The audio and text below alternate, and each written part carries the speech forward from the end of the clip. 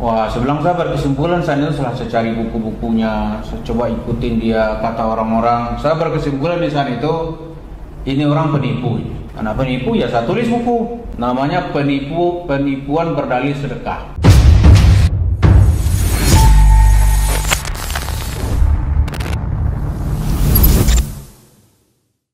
Assalamualaikum warahmatullahi wabarakatuh. Alhamdulillahirabbil alamin wassalatu wassalamu ala asyrafil anbiya'i wal mursalin wa ala alihi wa ashabihi ajmain, amma ba'd. Bapak, Ibu-ibu, syukur alhamdulillah kita bertemu di ruangan ini. Insyaallah pertemuan kita ini akan membawa barakah dan rahmat dari Allah Subhanahu wa taala. Amin. Ini kita langsung saja bercerita tentang Yusuf Mansur. Seperti disebut tadi oleh Pak Heri, banyak orang mengatakan ini masalah ghibah.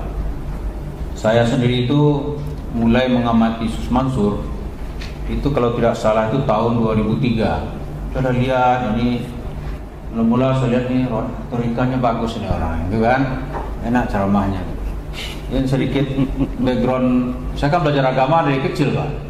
Saya lihat ini kok apa nih lama-lama ceramahnya ini. Mulai saya kumpulkan semua bukunya. Betul, Pak? Saya kumpulkan semua buku. Karena zaman itu belum ada YouTube ya, saya cari bukunya apa gitu. Saya bilang ini apa yang diceritakan ini. Saya tidak ada pretensi, saya tidak jadi korban, tidak berhubungan secara pribadi, saya nggak pernah dibantu, saya juga tidak pernah berutang sama Yusuf Mansur. Jadi nggak ada hubungan personal, Pak.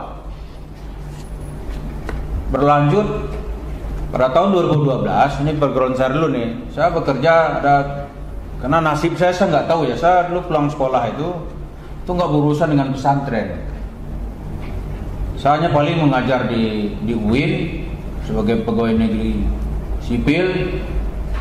Ya selain itu ya saya bekerja ada perusahaan batubara namanya di Kuningan itu yang mengeluh. Duitnya ada 15 miliar saat itu nggak dikembali-kembaliin oleh Yusuf Mansur. Janjinya investasi usaha lah, mau dikasih batu bara gitu. Duitnya udah dikasih, batunya nggak datang-datang. Saya bilang nggak apa, Pak, gini katanya. Terus akhirnya dia minta bantuan kepada Ahmad Sumargono. Mas Sumargono ketua KISDI, mungkin Ibu pernah dengar kan? Mas Gogon langsung beraksi, dia entengnya cup, dia kirim WA, lu jawab sekarang, lu mau gua bunuh atau lu kembaliin duitnya, nggak ada cerita lagi gitu. Nggak begitu, nggak ada, lu kembaliin. Lu nggak kembaliin, gua matiin lu, kita sama Betawi nih gitu. Akhirnya separuh dikembalikan. Separuh tuh dia bayar dengan cara mengirim, tahu bagaimana cara ngirim batu baranya, nggak tahu, saya dikirim. Tinggal separuh lagi. Karena perusahaannya saat itu gemuk, ya dia nggak mempersoalkan gitu. So Mansur hanya menghibur, dosa ente dimaafin semuanya. Dalam bahasa Betawi, ente musuh surga, udah jangan tanya lagi gitu. Jadi uang sekitar 7 apa berapa miliar itu hilang. Jaminan dosa, dia tanya ke saya, apa benar begitu tuh? Saya tahu saya nggak ada, Pak, saya bilang. Urusan dosa itu urusan perbuatan individu dan pertanggungjawabannya di depan Allah. Nggak ada tuh, Pak, ngasih ke si A tuh dosa diampuni. Dosa siapa emang? Siapa dia? Kesimpulan saya setelah itu banyak orang kena sama dia.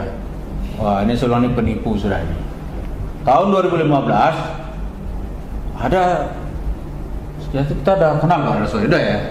Udah, saya udah kenal Pak Darso tuh tahun 2015, 14, 15 itu.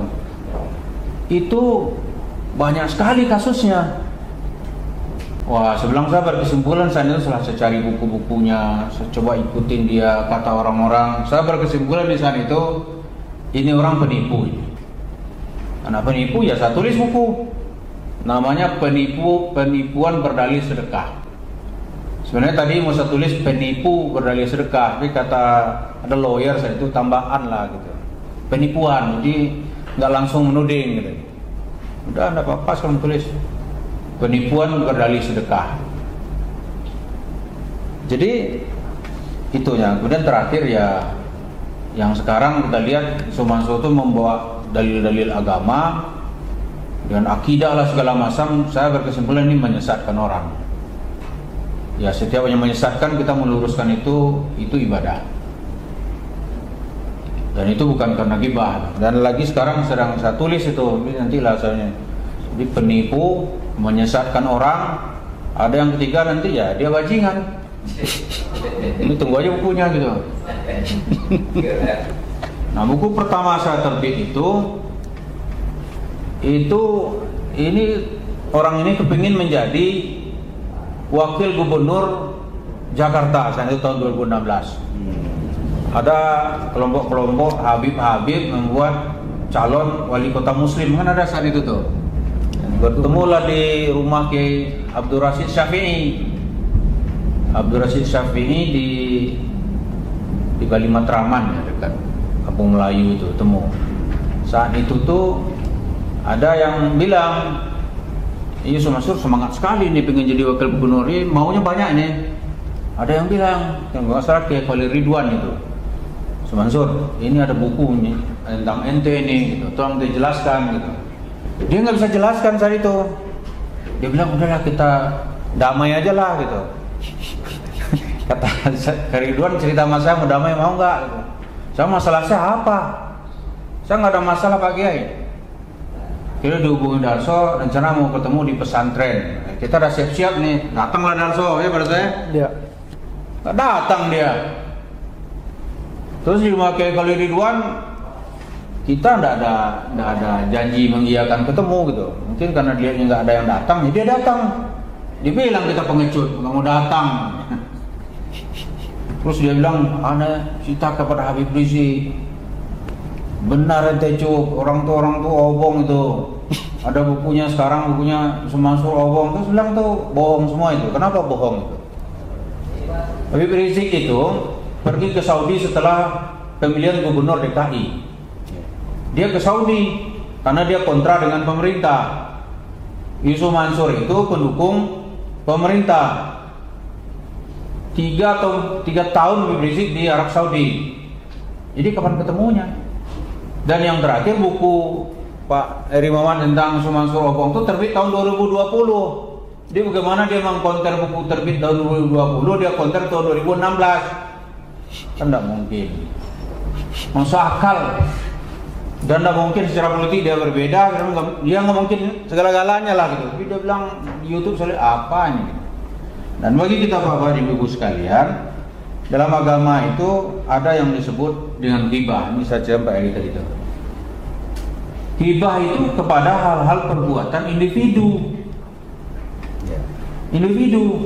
Tapi kalau hal-hal yang bersifat umum, apalagi merugikan banyak orang, dalam Al-Quran itu banyak ayat. Misalnya nih, Tabbat yada Abi Lahab. Ya kan? Abi Lahab itu kan paman Nabi, masih hidup orangnya kan? Disebut oleh Al-Quran. Sampai sekarang ada ayatnya. Iya kan? Apa yang dikritik di situ? Kelakuan Abu Lahab. Kemudian dalam Al-Quran Fir'aun disebut nggak? Innahu tagha. Dia itu zalim. Disebut, dan itu bukan ghibah. Kalau itu ghibah ya Al-Quran kita salah dong. Di ghibah yang dilarang oleh agama itu yang bersifat individu, pribadi. Misalnya dia punya kelemahan pribadi gitu. Kemudian yang ketiga, kalau Bapak-bapak pernah kita lihat ya dalam ilmu mustalah hadis itu, dalam ilmu belajar hadis ada nama Al-Jarh wa Ta'dil. Jadi rawi-rawi hadis itu diteliti satu-satu gitu. Oleh Imam Bukhari misalnya nih. Ini misalnya sebulan Ahmad, kapan dia lahir gitu. Katanya dia meriwayatkan hadis. Ditanya, ente lahir di mana? Siapa gurumu? Tahun sekian dia ada di mana? Gitu kan?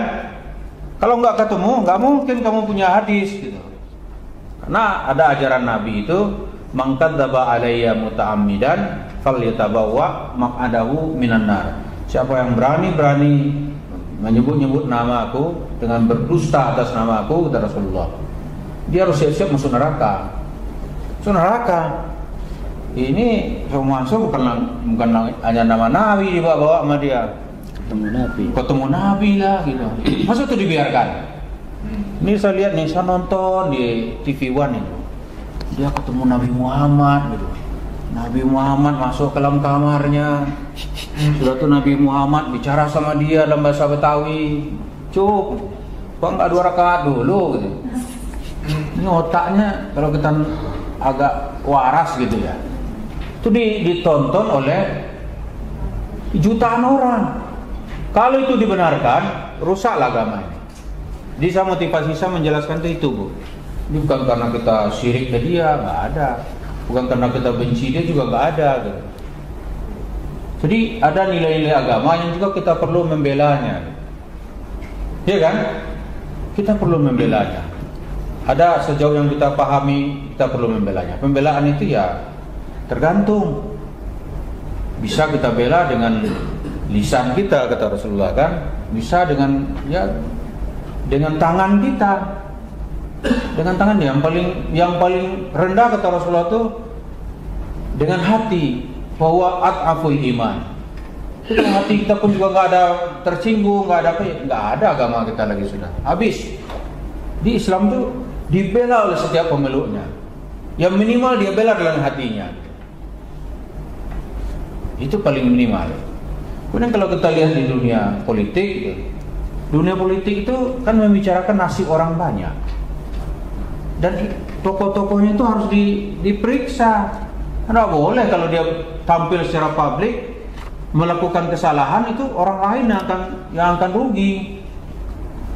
Kalau di negara kita, misalnya nih untuk menjadi anggota legislatif katakanlah ya, DPR atau apa, dia pakai ijazah palsu, itu masuk penjara Pak. Misalnya dia tidak sarjana ekonomi, dia tulis nanti SE, masuk penjara. Kan ada teman-teman politisi yang di penjara itu, gara-gara dia tulis namanya doktor, padahal nggak doktor. Pelawak ditulis doktor, penjara. Nah itu kenapa gitu? Karena berhubungan dengan publik, orang banyak. Tapi kalau untuk dirinya sendiri di rumah ya nggak apa-apa. Dari kantornya tulis doktor, itu nggak masalah Pak. Tapi kalau berhubungan dengan orang banyak terus terbuka.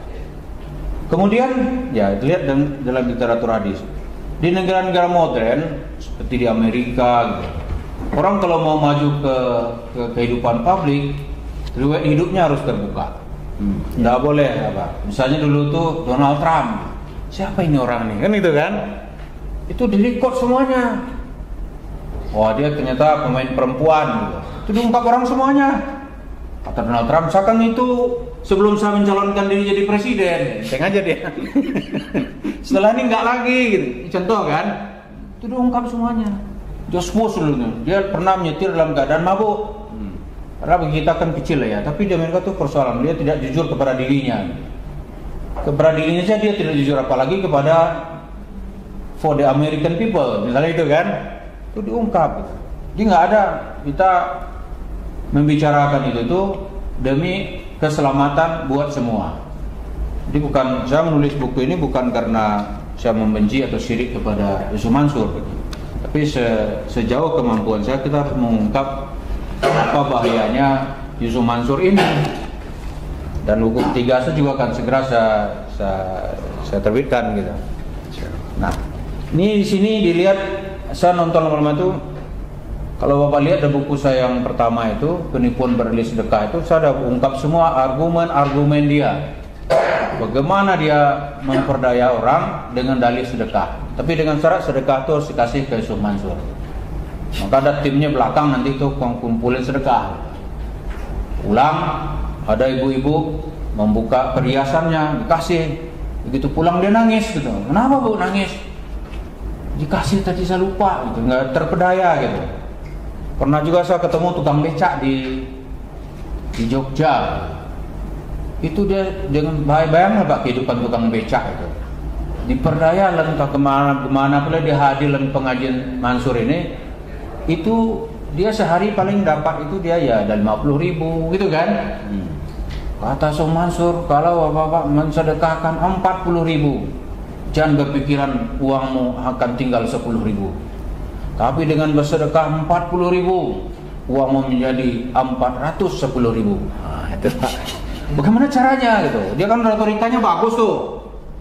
Oh, dia sebut orang-orang yang berinfak di jalan Allah itu akan dikasih asara misluha, 10 kalinya. Jadi kalau 40.000 disedekahkan menjadi 400.000, ditambah 10.000 menjadi 410.000. Kalau uangmu 1 juta disedekahkan gitu, 900.000, uangmu kan berarti tinggal 100.000 gitu, tapi akan menjadi 9.010.000. Nah, itu kan dikalikan lagi menjadi 100. Yang 9 juta ini menjadi 90 juta. Hebat kan? 90 juta 100.000.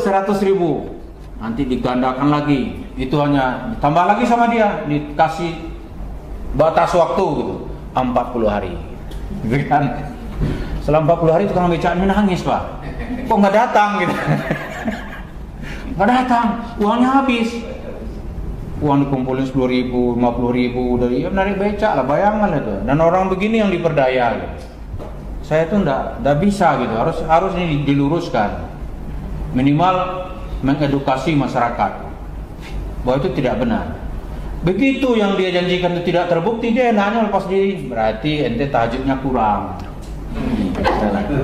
Orang lagi disalahkan. Kalau tahajud udah selesai tahajud, duha ente manggil kurang. Saya duha tiap hari, manggil duha ente kurang 6 rakaat. Itu kan susah kalau gitu caranya.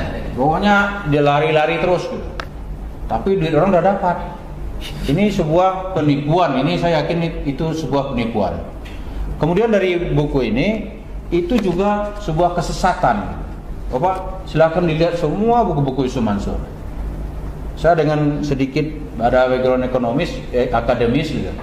Saya insya Allah bertanggung jawab atas apa yang saya tulis, dan ini bukan ajaran kebencian, tapi ini meluruskan. Karena fungsi Nabi atau fungsi Al-Quran itu musaddiqal lima baina yadayhi, yaitu merevisi dan mengarahkan apa-apa yang salah dari ajaran-ajaran sebelumnya yang sudah diselewengkan oleh tokoh-tokoh agama. Misalnya dalam Al-Quran itu salah satu fungsinya itu meluruskan Injil. Itu bukan mengoreksi Injil. Itu bukan berarti Al-Quran mengajarkan ujaran kebencian. Misalnya dalam Injil itu Nabi Sulaiman dibilang kena sihir, atau Nabi Sulaiman di hari tuanya sudah kafir. Masa Nabi Allah itu menjadi kafir? Maka Allah datang membuat firman kepada Rasulullah, wa ma kafara Sulaiman. Iya kan? Nabi Sulaiman tak pernah jadi orang kafir. Masa Rasulullah menjadi orang kafir? Kemudian diluruskan lagi oleh Allah, orang mengangkat hamba Allah menjadi Tuhan. Diangkatnya menjadi Tuhan. Dalam komprensi diangkatlah Nabi Isa menjadi Tuhan. Tapi nama yang mengangkatnya nggak jelas gitu. Maka diturun ayat Al-Quran nanti, laqad kafara alladziina qalu innallaha tsalisus salasah. Juga laqad kafara alladziina qalu innallaha huwal masih ibnu Maryam. Sungguh kafir kata Allah orang yang mengatakan Tuhan itu 3. Juga kafir kata Allah orang mengatakan Isa ibnu Maryam itu Allah, ya kan? Kafara alladziina qalu innallaha masih ibnu Maryam, kafir. Jadi apa itu meluruskan. Nah, tugas kita belajar agama itu salah satunya meluruskan. Jadi kalau ada pelajaran agama yang salah, itu harus diluruskan.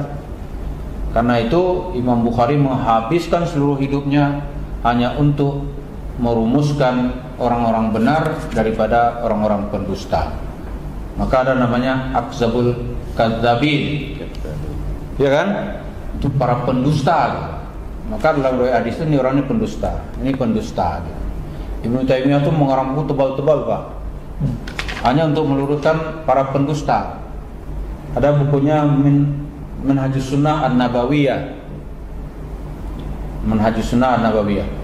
Itu dia kritik tuh orang Syiah karena ada ajaran-ajarannya yang menyimpang gitu. Ada 8 jilid buku itu dibantah oleh Ibnu Taimiyah semuanya. Itu dalam rangka meluruskan ajaran Islam.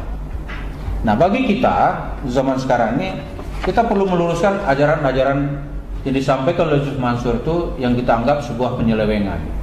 Sebab kalau tidak, orang menganggap itu Islam. Ketika orang menganggap itu Islam, waduh, Islam jadi ledekan sejarah gitu. Dia akan nanti, wah ini kalau Islam ini kelakuannya ya ngumpulin uang gitu kan, nanti masalah selesai gitu. Dia bilang ini sedekah aja lah, nanti utang negara beres. Saya baca di harian Kompas, kalau gitu Mansur dong sedekah dulu, kan uangmu banyak, sedekah lah, ini kan ditambah oleh, katanya ditambah oleh Allah 10 kali lipat. Ditakut Pak. Pernah Mansur itu sekali datang ke pengajian Habib Rizik, cerita nih, dia cerita kalau kita sedekah ini akan dibalas banyak. Kalau Habib Rizik kan enggak terpercaya begitu-gitu aja. Nah, ini kata Habib begini, ini tadi udah kita dengarkan kan ceramahnya Mansur yang begitu mempesona. Karena dia hadir di depan kita yang duitnya banyak, sekarang kita minta sedekah Mansur kepada kita malam ini supaya rezeki bertambah banyak. Amin, amin, amin, amin, gitu kan? Amin. Dah terangkan, cuk apa sedekah ente? Saya sedekahkan, dan dia nggak mau kehilangan muka, saya serahkan 1 mobil Mercy. Tapi tolong besok diambil. Diambil. Itu bulan depan kita undang lagi, dia nggak pernah datang lagi. Artinya dia juga nggak percaya kan? Kalau dia memang percaya, dia sedekahkan banyak dong, datang lagi gitu. Dia nggak pernah datang lagi gitu. Nah, Kiai Hasyim Muzadi juga pernah ngerjain dia. Hasyim Muzadi, Allah yarham, ketua PBNU, meninggal. Ini kita dalam acara apa tiga tuh di rumah siapa itu ya? Ini Mansur datang. Ini yang bayarin siapa ini kan gitu. Kata Kiai Hasyim, biar saya ngomong dah. Ngomong ke Hasyim Muzadi, ini bilang cuk, ini diantara kita yang khairnya ente ini. Yang khairnya ente nih, lain-lain kayaknya ya parah semua nih. Tolong ente tekel semua so. Oh beres Pak Kiai, beres. Besoknya setelah dia bayar, bulan depan kan undang lagi dong, kata Kiai Hasyim. Saya dia nggak akan datang lagi gitu. Diundang nggak pernah datang lagi. Nggak pernah datang lagi. Jadi dia begitu untuk apalah? Dia sendiri juga nggak percaya itu sebenarnya. Kalau percaya yang tolong dong, mobilnya kan banyak, sedekahkan lah gitu. Sedekahkan ke pengajian mungkin diterima gitu kan? Iya kan? Oh saya punya uang nih 100 miliar, saya sedekahkan gitu kan? Tuh orang Palestina tuh menderita tuh, sedekahkan lah gitu. Jangan datang ke daerah nyuruh orang bersedekah, dia sendiri tidak sedekah gitu. Jadi itu yang saya lihat ya. Ini Bapak bisa lihat yang fatal dalam buku ini, yang bertemu Rasulullah apa gitu. Itu kalau di Malaysia itu sudah nggak boleh orang tuh.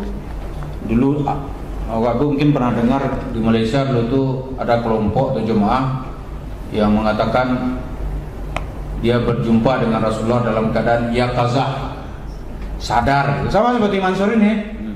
Oh itu ditangkap, ajaran dibubarkan. Dia nggak boleh lagi pakai atribut seperti sorban karena kamu nipu orang. Kebetulan saat itu tuh dia sedang bisa membeli perkampungan. Itu ajaran dibubarkan, ya kampung itu jadi punya pribadi. Oh, semua jemaahnya mengutuknya. Karena lu uang sedekah gitu. Jadi sedekah yang dipublish secara masif atau 7 keajaiban rezeki apa, percaya saya deh nanti ujung-ujungnya penipuan itu. Apalagi ada imbalan ini, imbalan sorga, dia juga belum balik di sorga kan. Imbalan ini percaya deh Bapak sekalian, itu ujung-ujungnya nanti pasti penipuan. Yakin itu. Jadi barangkali ya itu yang bisa kita lihat. Ini bukunya sebenarnya tebal ya, tapi sekedar pengantar. Kalau yang saya tanya silahkan, dan kita akan jelaskan gitu bagaimana sesat ajaran sedekahnya, akidahnya. Itu banyak buku-buku akidah Mansur yang dijual. Kalau nggak salah saya punya bukunya lebih 18 atau 20 gitu. Tapi isinya tuh halusinasi semua itu. Halusinasi atau imajinasi itu apa itu? Imajinasi. Wah, misalnya dia jalan, dia sedekah, itu tahu sampai di pasar ada orang yang, "Bu, ayamnya nggak usah dibayar." Fakta mana ada itu. Ada lagi dia buat cerita, ini Pak Darso ini dosanya banyak juga nih, tukang bubur naik haji, yang tukang tulisin dia ini. Tukang bubur naik haji, sempurna lagi dong. Dia udah buat sinetron kan? Ada lagi kun payakun. Ada film segala macam gitu. Itu nggak ada dalil. Nggak ada dalil, masa kita bilang iya? Halusinasi. Ajaran-ajaran akidahnya itu banyak buku halusinasi, cerita aja. Intinya sama itu, satu cuma intinya bersedekah. Masa akidah sih sedekah? Akidah itu bukti ketaatan seseorang kepada Allah, atau bukti keimanan. Orang beriman bersedekah, kan gitu kan? Ya balasannya ya Allah yang membalas. Kapan dibalas ya terserah kepada Allah. Dalam bentuk apa ya? Juga bukan wewenang kita. Ini dibilang bersedekah 1 juta. Ada lagi yang ngeri-ngeri saya dengarnya nih. Ente dosanya dosa ente banyak kali. Di kemana Ustaz? Ente sedekah samanya 2 miliar dah. Ada kebetulan duitnya lagi habis, itu marah-marah dia. Duit juga habis Ustaz, masa sedekah sama ente dosanya diampunin? Kalau ente nggak percaya, serah ente nggak diampunin. Usaha ente bakal bangkrut. Dia ngancam-ngancam begitu. Macam-macam ya. Ternyata saya baru sadar juga ya, masyarakat kita pemahaman agama itu tidak apa ya, tidak dari segi akidah itu masih banyak yang perlu kita pelajari terus menerus. Jadi dirayu-rayu terpedaya dia. Malah nanti ada yang nggak mau datang ke masjid lagi seperti Pak Eri bilang tadi itu, karena dia frustasi. Mungkin frustasi kepada Tuhan ya. Sebenarnya yang membuat dia frustasi bukan Tuhan gitu. Tapi manusia tadi itu. Jadi mudah-mudahan forum ini saya kira kita lihat, dan harus ada edukasi kita, belajar agama kita itu supaya terus menerus berdasarkan yang pertama ya akidah kita benarkan. Kalau enggak ya bukan hanya satu orang yang akan menjerumuskan kita. Ada lagi nanti model mansur-mansur yang lain. Banyak tuh saya nonton itu di televisi, aneh bakat ini saya bilang kan. Wah ini ada lagi nih, saya cari bukunya gitu. Aduh. Ini bakal jadi penjahat umat juga ini gitu. Wah ini saya lihat itu. Jadi saya menulis buku itu bukan tiba-tiba ada tulisan, enggak. Saya liatin, saya renung-renungin gitu kan. Saya cari buku referensi dia, kita cari dengan pemahaman Islam yang dasar kitab-kitabnya ada gitu. Nah itu yang kita lakukan. Di semua pihak kita kira ya kembalilah kepada jalan Islam. Dan saya sangat menghargai, mudah-mudahan ibu-ibu sih yang banyak jadi korban, mudah-mudahan itu anggap saja ini sebagai fighting spirit. Semoga berjuang lebih keras lagi. Kalau niat ibu mula-mula mau investasi usaha itu supaya ada pendapatan yang lebih.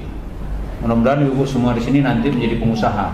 Amin. Pengusaha yang rezekinya halal dan dapatnya jauh lebih banyak. Dan orang-orang ibu-ibu tuh kita doakan juga supaya dia nggak menikmati hasil usahanya. Iya kan? Dia nggak nikmatin.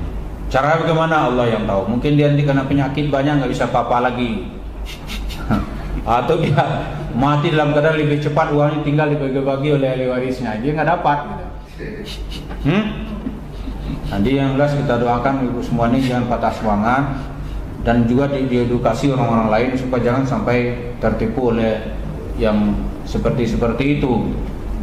Kemudian kita semua dikasih kesehatan, dikasih ilmu, akal yang waras, iman yang mantap, dan semua kita di sini dikasih dengan balasan berlipat ganda oleh Allah Subhanahu wa taala.